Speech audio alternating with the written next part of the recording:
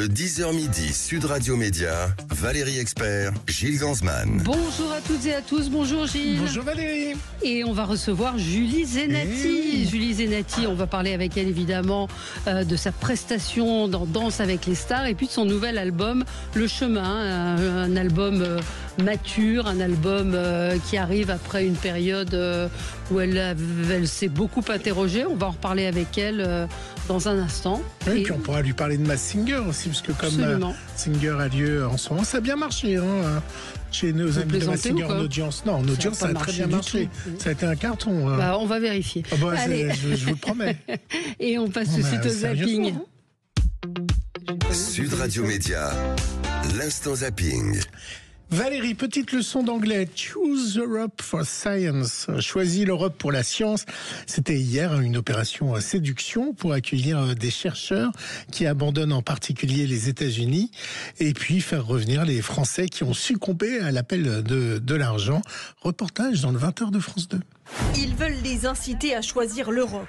Emmanuel Macron et Ursula von der Leyen tendent la main aux scientifiques américains, dont les recherches sont menacées. Parmi les candidats intéressés, cet Américain, professeur en histoire moderne à Los Angeles. C'est un moment effrayant pour la science et la recherche aux États-Unis.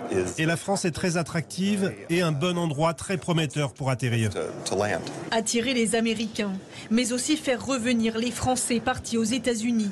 Chercheur en immunothérapie, Justin Ekem pourrait se laisser tenter, malgré la différence de salaire. Ici, la santé et l'éducation est déjà comprise, alors qu'aux États-Unis, par exemple, mon salaire est bien supérieur.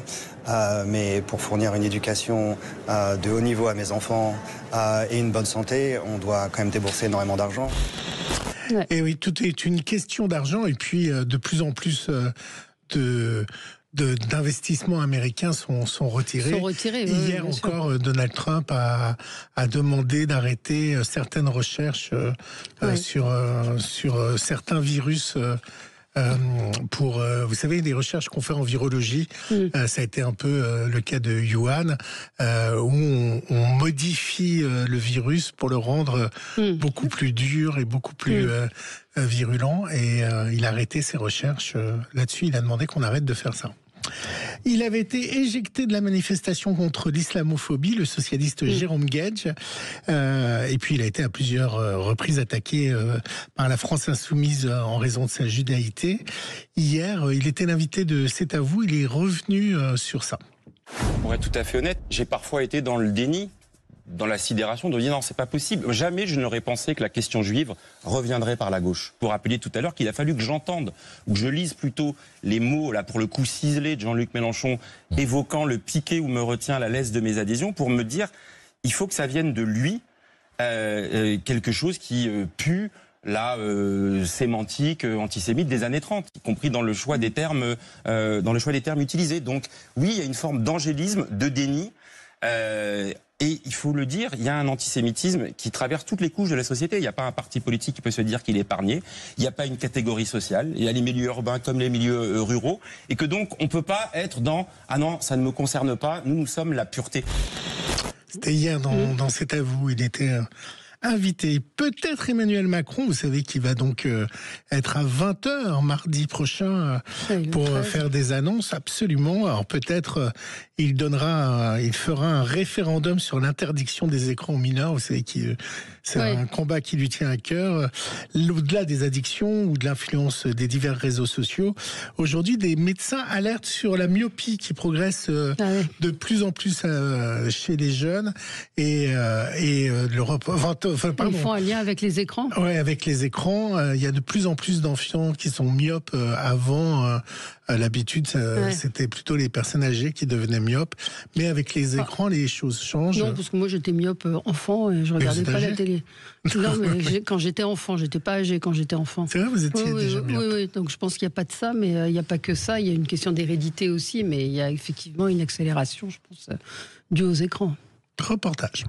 40% des enfants dans le monde pourraient être myopes d'ici à 2050. C'est ce que révèlent des chercheurs coréens qui pointent du doigt l'usage des écrans chez les plus jeunes et le manque de temps passé en extérieur. L'étude indique que chaque heure quotidienne supplémentaire passée par un enfant devant un écran augmente ses risques de devenir myope. Les enfants qui passent plus de 4 heures par jour devant un écran voient leur risque de devenir myope augmenter de 97%. Les experts n'ont toutefois pas décelé de hausse de risque de myopie chez les enfants en dessous d'une heure d'écran par jour. Si elle est en partie d'origine génétique, la myopie peut être accélérée par d'autres facteurs, comme le manque d'exposition à la lumière naturelle. Les enfants qui ont 2 ans et qui sont devant des tablettes, ils manquent de soleil par rapport à d'autres enfants qui sortent. On a démontré que la lumière diminuait l'allongement de l'œil, donc la myopie. Donc, faisons attention aux écrans, ou alors attention à la durée. On est au début mai, Valérie, et vous savez quoi ? Emilien va peut-être passer sa 2e année comme candidat dans les 12 coups de midi. Si vous imaginez un candidat qui reste 2 ans à l'antenne, alors il a une nouvelle fois fait monter les gains de sa cagnotte, il a trouvé l'étoile, et vous allez voir que ses gains augmentent. L'indice. Proposer Grand Corps Malade. Dernier indice qui me fait dire ça, c'est il y a un funambule, et funambule ça doit être une chanson. Il a dû faire du basket, ça me parle je crois dans sa jeunesse. La caméra, il a fait un film, Patient. Il y a plus de 27 600 € de cadeaux, dont une voiture. Est-ce Grand Corps Malade ?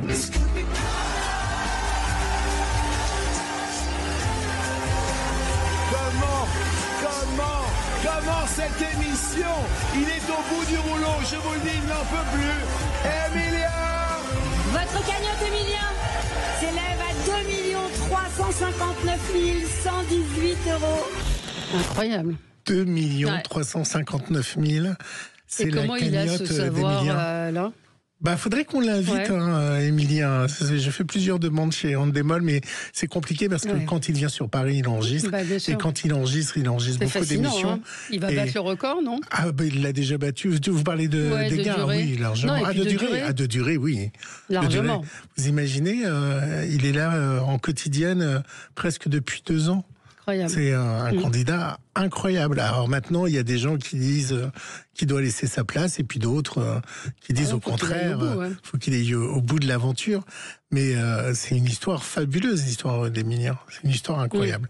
Et puis, voilà, pour le coup, il a un petit bagage financier pour bien démarrer dans la vie. 2 millions, c'est aussi un autre chiffre. C'est le nombre de personnes qui étaient sur la plage mythique de Copacabana. Je vous en avais parlé hier. Lady Gaga a enflammé donc cette plage. Plus de 2 millions de personnes ont pu assister à ce concert gratuit. Petit extrait.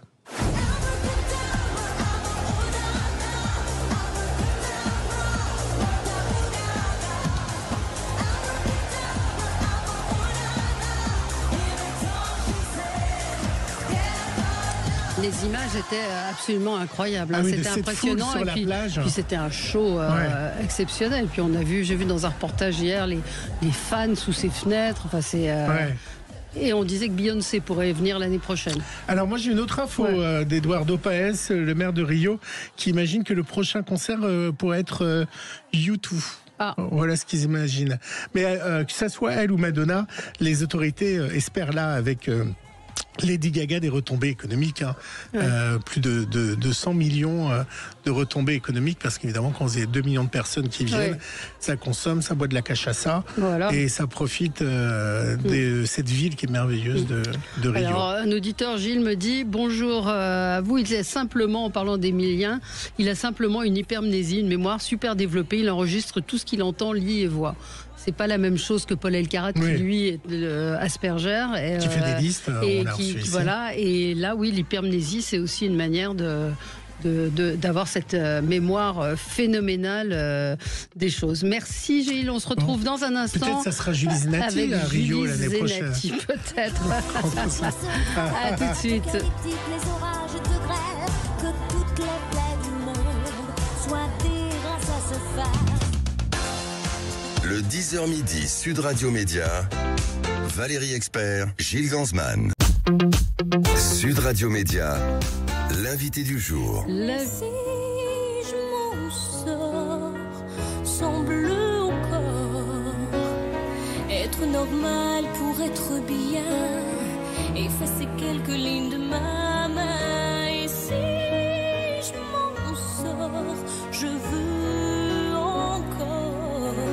Quelle voix, Julie Zenati, bonjour, merci d'être avec nous. J'avais pas envie de commencer à parler parce que c'est tellement beau et tellement précieux de vous entendre comme ça. On est ravis de vous recevoir. On vous a vu il y a quelques jours dans Danse avec les stars. Vous allez nous parler de cette expérience. 11 semaines, hein? Ouais. Vous imaginez rester 11 semaines? Non, pas du tout. Vraiment. Je pensais pas être là tous les primes. Non, vraiment. Je pensais que ça durait 2 semaines, hein, mon histoire. Bah, vous dansez bien quand même. Non, pas du tout. Non, je ne danse pas bien. J'ai un peu le rythme, même si on me l'a reproché plusieurs fois. Mais non, je ne danse pas très bien. Non. Et alors, quand on fait Danse avec les stars, on le fait pour l'argent, le plaisir, apprendre la danse. Non, on le fait. C'est quoi la motivation? Eh ben, pendant plusieurs années, j'ai dit non. Et en fait, là, j'y suis allée parce que je crois que j'avais besoin d'un challenge. J'avais besoin de me sentir un peu en déséquilibre. J'étais à une période où je savais pas exactement si j'avais envie de refaire un album. Je savais pas où est-ce que je me situais et quelle était ma place. Et en fait, je me suis dit tiens, je crois que c'est le bon moment d'y aller parce que finalement, il y a aucun enjeu. Ah si, quand même. Bah là, l'artiste peut être moqué. En fait. Quelque part, j'étais à un endroit et à un moment de ma vie où je me disais, de toute façon, peu importe, si moi je peux m'amuser, je ne vois pas la suite, je ne vois pas ce que je vais faire après. Donc autant prendre du plaisir. J'aime la danse. On me l'a proposé plein de fois. Je crois que c'est le moment. Ça veut dire que vous vouliez arrêter la musique? En tout cas, le faire différemment, je crois. Ouais, j'avais... ça fait 25 ans. Si je m'en sors, va fêter ses 25 ans. Incroyable. Et je crois que j'étais arrivée à un endroit où j'avais plus de mal à trouver ma place et à trouver mon histoire. J'adore écouter les autres. Je trouvais que tout était dit et que j'avais rien à ajouter. Ah oui. Et à partir de ce moment-là, je me suis dit, bah voilà, la musique, on va faire ça différemment, on va faire autrement. Et où on va pas faire. Et là, j'étais pour l'instant pour l'instant, on fait pas, il y a rien qui me vient. Ça a duré combien de temps, cette période-là? En fait, cette période a commencé au moment où j'ai commencé la tournée qui s'appelait Des chansons, des souvenirs et des amis. C'est-à-dire que j'ai vraiment monté ce spectacle comme un merci aux gens.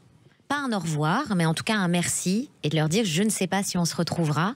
Ah oui. Mais en tout cas, c'était génial. Donc merci. Ouais, et voilà. Donc là, ça faisait plus de 2 ans. Plus de 2 ans. Et donc, quand vous êtes descendu de scène, sorti de scène, plus précisément, vous vous êtes dit, c'est peut-être la dernière fois que je chante.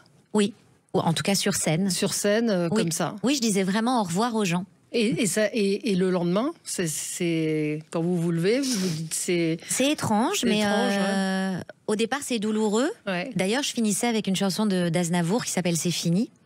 Oui, donc c'était vraiment une période. Oui, c'était. En même temps, c'était pas sombre.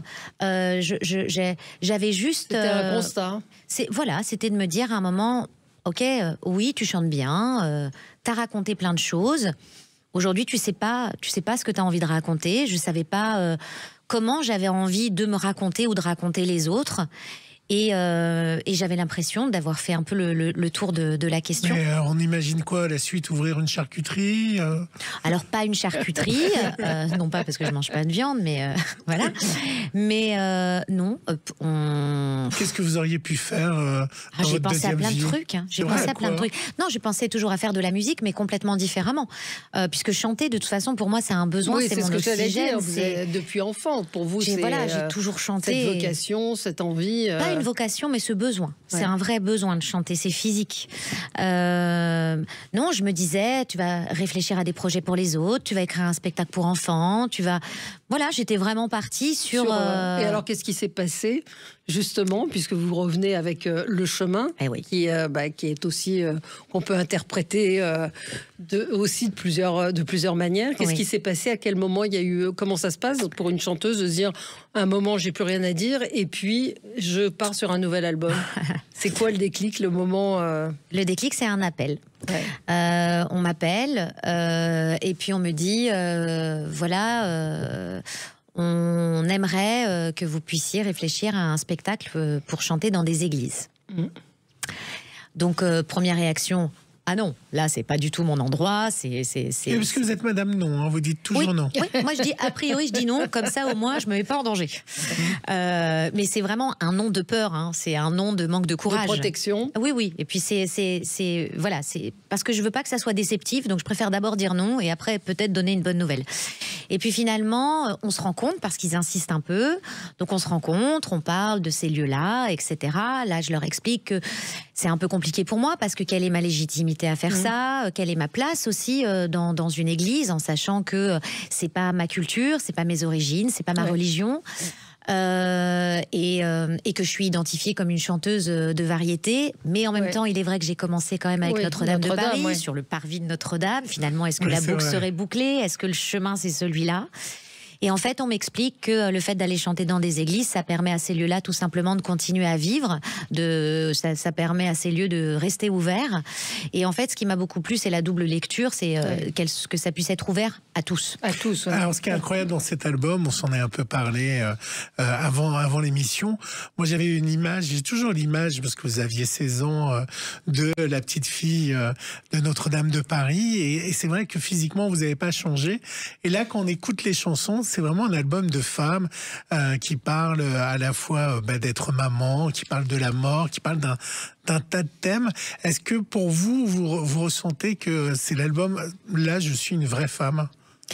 Oui, je crois qu'en fait, le fait de faire cet album et de créer cet album un peu comme un bonus, puisque je l'ai créé pour qu'il puisse être chanté dans les églises, puisque je ne voulais pas faire un best-of de mes meilleures chansons. Pour moi, ça me semblait pas du tout approprié. C'était pas la place que je voulais donner aussi à cet endroit, que je veux respecter le plus possible. Il est vrai que du coup, je crois que je me suis positionnée complètement différemment, c'est-à-dire que j'ai essayé de me raconter au plus proche de ce que je suis, avec mes doutes, avec mes peurs et avec aussi ce que j'ai vécu et qui fait ce que je suis aujourd'hui. Mais je pense que il y a vraiment un lien entre l'aventure de Danse avec les stars finalement et cet album-là, parce que aussi sur le parquet, je me suis dévoilée complètement différemment. Et ça m'a permis peut-être de me sortir de ma robe de fleur de lys, en fait, finalement. Oui, il y a des chansons, par exemple, Si j'avoue, qui est une chanson très forte, parce que vous vous livrez justement sur des choses, des erreurs que vous avez pu faire, sur des choses que vous regrettez. Ces textes-là, on sent qu'ils viennent, qu'ils sont extrêmement sincères et qui disent des choses sur vous. Oui, c'est vrai que ce besoin d'avouer, de dire, voilà, j'ai peut-être pas pris forcément les bonnes décisions. Oui, et en même temps, pour moi, en fait, en avançant dans mon chemin, j'ai compris que de pouvoir avouer des choses, c'était être au plus proche de sa vérité. Et comme pour moi, cet album, je le voulais honnête, je le voulais sincère, et puis je le voulais pour les gens. C'est du plus quand ça passe à la radio et tout ça. Je le voulais pour qu'ils puissent résonner dans ces lieux-là. Et du coup, voilà. Et ça fait quoi de chanter dans une église? C'est incroyable. Ouais. Alors vraiment, je ne savais pas. J'ai fait ma première date il y a quelques semaines et j'ai compris qu'en fait, c'était pas du tout un concert, c'est vraiment une expérience immersive. C'est-à-dire que le son résonne complètement différemment. Il vient taper dans l'ensemble de l'enceinte. La lumière, c'est la même chose. Les gens ne vous regardent pas pareil et les gens aussi regardent le lieu. Il n'y a pas la même attention que dans un concert. Pas du tout, ça n'a absolument rien à voir. Est-ce que votre voix, alors c'est une question peut-être un peu bizarre, est-ce que votre voix vous fait peur justement dans l'église? C'est-à-dire, est-ce que vous avez un retour, parce que vous avez une voix assez puissante? Oui. Mais elle m'encaisse. Oui, c'est ça. Et c'est ça qui est génial. C'est-à-dire que oui, quand j'ai commencé à répéter dans l'église, j'ai eu très peur quand j'entendais ma voix, en me disant waouh, les gens vont se boucher les oreilles, c'est pas possible. Ils vont dire mais qu'elle arrête de crier cette personne. Et en fait, je me suis rendu compte que ma voix, dans toute son ampleur, avait la place de pouvoir chanter dans ces lieux-là, et ça m'a fait un bien fou de ne pas déchanter. Je vous propose, Valérie, d'écouter le chemin, du coup. Extrait. Les temps éthiques, les sauterelles, apocalyptiques, les orages de grêle, que toutes les plaies du monde soient des grâces à se faire, c'est pas l'enfer, mais le chemin. Regardez les oiseaux dans le ciel. Pour les hivers, ils ne s'aiment rien. Ils ont moins d'ambition qu'un chien. Nulle inquiétude n'a jamais chassé les soucis. Alors, c'est évidemment votre voix. Ah pardon, Valérie. Non, oui, la voix, oui, peut-être. Enfin, sur cette chanson, Sur elle cette paraît plus grave. Ouais. Et j'imagine que dans l'église, ça rend pas de la même manière. Ah non, parce pas du qu'il y a tout. pas. Là, c'est très pop. Là, ce titre-là, ce qui n'est pas le cas des autres, est beaucoup plus pop sur l'album. Mais oui, dans l'église, c'est complètement différent. On l'a arrangé complètement différemment. Oui. Ouais. Et Camille Berthollet et Icare ont participé Oui. également. Oui, et Jacinthe Madelin aussi des Frangines. Ça a Ouais. été que des rencontres un peu fortuites et juste de plaisir. Moi, j'ai toujours aimé Camille, j'ai toujours aimé la façon dont elle faisait des ponts dans la musique et la façon et la folie qu'elle pouvait amener aussi à son instrument. Et du coup, je lui ai proposé de faire un duo sur une chanson qui s'appelle Reste la prière. Vous parliez de votre coup de mou. C'est devenu dur d'être chanteuse? C'est pas un coup de mou, hein. Non, c'est pas. En fait, moi, j'ai toujours été quelqu'un d'assez raisonnable. Et j'ai vraiment eu ce sentiment que j'avais fait le tour. Et je voulais pas qu'il y ait un album de trop, en fait. Ça, c'est quelque chose qui m'a toujours fait peur, parce que j'ai eu beaucoup de chance. Moi, ma carrière, elle m'est entre guillemets tombée dessus, parce qu'un jour, on a frappé à ma porte quand j'avais 14 ans. Mais j'ai pas décidé tout ça. Et finalement, non, c'était... je crois que quelque part, non, j'étais pas soulagée, mais en tout cas, j'étais d'accord avec moi que là, je voyais pas, j'avais pas la vision. Et on va peut-être marquer une pause et on se retrouve dans un instant avec vous, Julie Zenati, pour parler donc de ce nouvel album, Le Chemin, de cette tournée un petit peu partout en France, dans des églises, et puis de votre participation à Danse avec les stars. À tout de suite. Sud Radio, le supplément média. Y a-t-il un cœur sous ton armure? Le mien est pur comme l'azur. Laisse-moi penser tes blessures. Oublie cette mésaventure. Je t'aimerais si tu me jures. Je t'aimerais si tu me jures. Qu'on la pendra la zingara. À peine 15 ans, chanter la monture avec des paroles quasi érotiques, c'était quelque chose. Vous vous rendiez compte de ce que vous chantiez à l'époque? Non, je me rendais pas vraiment compte, mais c'est rigolo, quand je l'ai enregistré en studio avec Luc Plamondon et Richard Cochian, ma mère était là. Et Luc se retourne vers ma mère en lui disant « Ça va, ça ne vous gêne pas ?» Et puis ma mère l'a regardé en disant « Non, vous savez, depuis qu'elle a 8 ans, elle chante les adieux d'un sex symbole de Starmania, et puis elle dit sur qui on se bouscule plutôt que sur qui on éjacule, puisque c'est ça le vrai texte. » Donc finalement, tout ça est passé comme ça. Qu'est-ce qui vous reste de Notre-Dame de Paris? Plein de choses, des souvenirs, le début de ma carrière, et je pense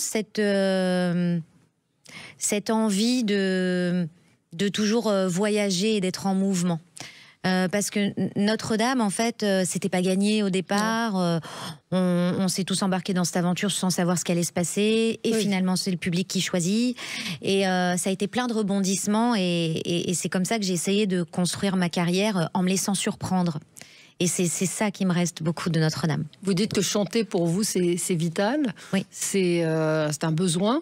C'est physique. C'est physique. Ouais. C'est arrivé tôt. Enfin, je vous parle de ça comme d'une maladie, mais oui. Vous avez commencé à chanter à quel âge? J'ai commencé à chanter vraiment à 8 ans. Ouais, avec mon papa qui joue du piano pour son plaisir. Et la première chanson qu'on ait chantée, c'était Mon Dieu de Piaf. Ah ouais. Donc là, il y a la puissance de la voix qui est là. La puissance de la voix, le côté un peu mystique de la chanson. Et je pense qu'en fait, il m'aura fallu 44 ans et 25 ans de carrière pour comprendre que ma voix a une petite tendance à m'emmener dans des choses un peu mystiques, un peu spirituelles, un peu. C'est peut-être son endroit. Pour revenir à Notre-Dame de Paris, est-ce qu'il y a des moments où ça vous a pesé, l'image de Notre-Dame de Paris? Ça vous en aviez un peu marre qu'on vous ramène à Fleur de Lys, qu'on vous ramène à cela, ou qu'on vous identifie par rapport à ça? Non, pour moi, c'est une fierté. Oui, j'ai fait partie du... mais parfois, certains disent, bien sûr, c'était trop lourd, bien sûr, et je le conçois, mais moi, j'avais pas un rôle comme Garou, par exemple, qui était un rôle lourd. Moi, c'était un petit rôle, c'était un rôle tout à fait à la hauteur de mon âge et de mon professionnalisme à l'époque, et ça m'a ouvert des portes, et ça m'a identifiée comme plutôt une belle voix et entourée de gens exceptionnels qui ont fait partie de mon parcours et qui font toujours partie de mon parcours. Alors parlons de Danse avec les stars. Ça a été dur, c'est ce que nous disent tous ceux qui ont participé. Non, c'est pas dur. C'est pas dur les entraînements, Non, moi je l'ai pas. En tout cas, je l'ai pas vécu physiquement de manière compliquée, bizarrement, alors que je fais pas de sport, faut le savoir. Non, ça a été dur émotionnellement parce qu'en fait, je me suis rendu compte que les choses que l'on vit, on peut les classer, les ranger dans sa tête et bien les fermer à clé, mais par contre, le corps, lui, il se souvient. Et parfois, il fait remonter des émotions qu'on n'avait pas du tout prévu de lâcher. Donc, c'est ça qui est un peu perturbant. Ouais. Avec qui vous étiez amis sur toute l'équipe de Danse avec les stars? Vous étiez proche de qui? Je suis très proche d'Adil. Qui est un comique, qui est très drôle. Il est Adil. exceptionnel, c'est-à-dire que vraiment, nous, on s'est vraiment trouvé incroyable. Il s'est... Mais c'est fou, en fait, vraiment. Nous, on l'a vu, le premier et le dernier, on a fait, c'est normal qu'ils soient en demi-finale, quand même. C'était complètement normal qu'ils soient en finale aussi. Mais Lénie aussi, parce qu'on s'est trouvés, je pense, comme elle a commencé aussi, elle a commencé très jeune, comme moi, je pense qu'on a trouvé quelque chose toutes les deux. Très proche aussi de Mayanne, mais en fait, de manière différente, je suis proche un peu de tout le monde, et évidemment mon danseur, parce que j'ai passé pas mal de temps. Avec. Et justement, alors on avait Anthony Colette il y a quelques jours, je lui disais, mais comment on fait quand on passe autant de temps, autant de proximité et d'intimité, et on craque pas pour son danseur? Non, non, moi, on a 15 ans de différence. Oui, non, ça pourrait être mon petit frère. Non, mais par contre, c'était une rencontre super parce que j'ai eu la chance de tomber sur quelqu'un qui n'avait pas d'a priori sur moi, qui avait aucune attente me concernant. Et donc, j'ai pu être moi du début à la fin. Et ce que j'ai aimé dans cette aventure, c'est que c'est la première fois que je me suis sentie aimée sans avoir un micro dans la main et en étant juste Julie, quoi. Depuis le 1er mai, Masked Singer a repris. Vous avez fait la première saison. Vous étiez le panda. Alors, ce qui était en hommage à Chantal Goya. Voilà, hommage à Chantal Goya. Alors, ce qui est incroyable, c'est que tous les magnétos et tout ce qu'on racontait, on avait l'impression que c'était une rappeuse. Mais pourquoi et d'ailleurs, vous aviez le panda était. Parce que je suis une vraie badass. Mais vraiment? Au départ, moi, je suis née dans les années 90, en tout cas la musique, moi j'étais ado dans les années 90, et moi mon rêve était de faire partie du Wu-Tang Clan, je voulais être Lauryn Hill, voilà, moi j'ai connu Céline Dion le jour où elle est venue voir Notre-Dame de Paris quand même. Ah oui, voilà, c'était pas du tout votre... À part Edith Piaf et Barbara Streisand, après vraiment j'étais dans un monde... une culture très dans une autre culture, oui, complètement. Elle vous a dit quoi, Céline? Bravo. C'est tout. Non, mais... Je ne l'ai pas revu, non? Ce soir-là, elle a dit bravo. Si, après, j'avais été la voir en concert, etc. Oui, bien sûr, évidemment. C'est la papesse. Absolument, oui. Non, elle est assez exceptionnelle. Elle a une voix exceptionnelle et elle est exceptionnelle. Alors, dans cet album, il y a un premier single qui s'appelle Demain. Et alors, comment vous voyez, vous, demain? Justement, je ne me vois pas. C'est exactement ce que je dis dans cette chanson. C'est j'apprends à vivre l'instant présent et justement ne pas faire de plan. Et de profiter de l'instant. Et c'est ce que j'ai fait tout au long de mon aventure de Dals, et c'est comme ça que ça m'a amenée à rester finalement et à être présente sur les 11 semaines et 9 en dansant, donc ce qui était assez fou me concernant. Parce que si on pense à demain, ça peut faire peur. Oui, et puis demain c'est loin en fait. Et si on pense à demain, on pense pas à l'instant. Et penser à l'instant, c'est accumuler un peu de joie, un peu de kiff, du bonheur et de la rencontre. Et ça, c'est important. Oui, c'est ce que vous parlez beaucoup avec les gens. Énormément. À la fin des concerts, ils viennent vous voir. J'imagine qu'il y a une intimité différente parce qu'il n'y a pas vraiment de coulisses. Vous êtes vraiment au plus près. Oui, il y a une vraie intimité. Après, c'est toujours que c'est quelque chose que j'ai toujours eu. J'ai un public extrêmement fidèle. Et j'ai comme le sentiment un peu de faire partie, quelque part, un peu de leur famille. Donc, il y en a plein qui me suivent depuis longtemps, je connais leur vie. Et c'est vrai que dans ces lieux-là, alors, c'est un autre style de paroles qui s'échangent. On est sur quelque chose encore de plus intime, puisqu'on touche à des sentiments peut-être qu'on cache plus. Et c'est vrai que ce lieu-là appelle à une forme de confession. Il y a quelque chose de très étrange. comme exercice. J'imagine. Oui, vous avez interrogé d'autres chanteurs qui, comme j'ai un trou de mémoire, Laurent Voulzy, voilà, qui a chanté. Non, vous n'avez pas Nicoletta. Non, mais parce que je pense que en fait, chacun le vit différemment. Moi, l'idée de pouvoir chanter dans une église était de me dire que il fallait, de la même manière qu'on m'accueille dans cet endroit, parce que j'ai été invitée, les gens sont aussi invités, et l'idée est de trouver notre refuge à tous. Donc je présente pas un spectacle, j'ouvre mon refuge. Eh ben, je vous propose d'écouter Demain, Valérie. Demain, c'est si loin qu'on oublie qu'avant demain, il nous reste aujourd'hui. Prenons le temps d'un infini pour tout vivre aujourd'hui, tout vivre un jour. Demain, c'est si loin qu'on oublie qu'avant demain, il nous reste aujourd'hui. Prenons le temps d'un infini pour tout vivre aujourd'hui, tout vivre aujourd'hui. Voilà, on peut dire, Valérie, que le 11 mai, vous serez à Frameries, vous allez être à Saint-Dié-des-Vosges, vous êtes à Pontarlier, à Cholet, à Bruz, à Quai-Stambert, dans les églises Saint-Pierre, Saint-Paul, à Jouarre.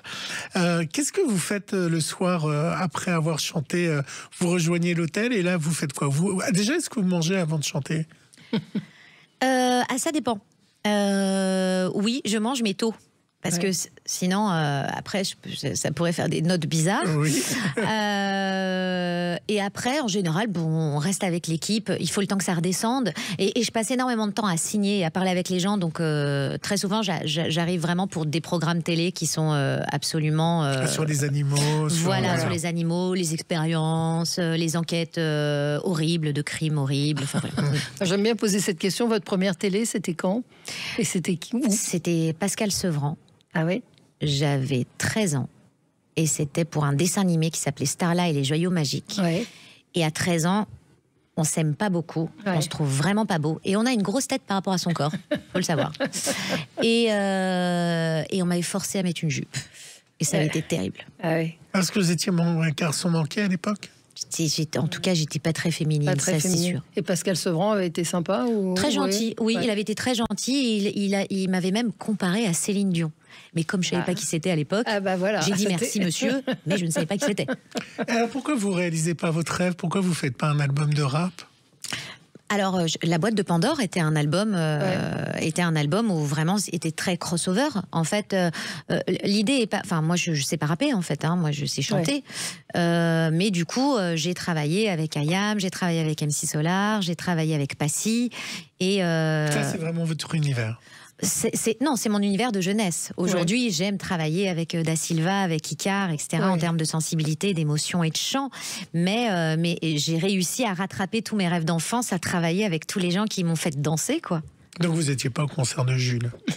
Non, ma fille voulait absolument y aller. C'est vrai? Oui. Votre fille est fan de Jules? Ma fille est fan, et là, je sais pas qui passe là dans Comment pas vous longtemps. l'expliquez, le phénomène Jules? Moi je l'explique pas. Moi je pense pas. C'est comme, je pense que c'est la même. Si on avait posé la question à mes parents, le phénomène NTM, je pense qu'ils auraient dit je sais pas. Là, moi franchement je sais pas. C'est juste pas mon langage. Non, mais ça. après, moi je trouve ça cool que les jeunes se retrouvent à un endroit comme la musique. En fait, c'est plus chouette d'avoir des ados qui se rassemblent pour ça que pour d'autres choses, surtout en ce moment. Alors vous aviez refusé de participer à l'Eurovision quand vous aviez 14 ans. Est-ce qu'aujourd'hui vous accepteriez? Oh là là, c'est beaucoup d'angoisse, beaucoup de stress, et les gens attendent beaucoup. Je suis pas sûre. Il faut du courage. Ouais, mais en fait, ça pourrait être un challenge. Ça pourrait encore être un challenge, mais ça fait beaucoup de challenges quand même. Là, je vais déjà relever celui de chanter dans les églises, et après on verra. Merci Julie Zenati d'avoir été avec nous, notre invitée ce matin. Donc votre album Le Chemin, magnifique album avec ce single Demain, et on vous retrouve en tournée. Il suffit de taper votre votre nom pour retrouver les dates de tournée. Vous serez donc en Belgique 9-10 mai. Et pour nos auditeurs, vous serez à Jouarre, église Saint-Pierre, Saint-Paul, à Cholet, l'église du Sacré-Cœur, Pontarlier. Bref, vous allez partout en France.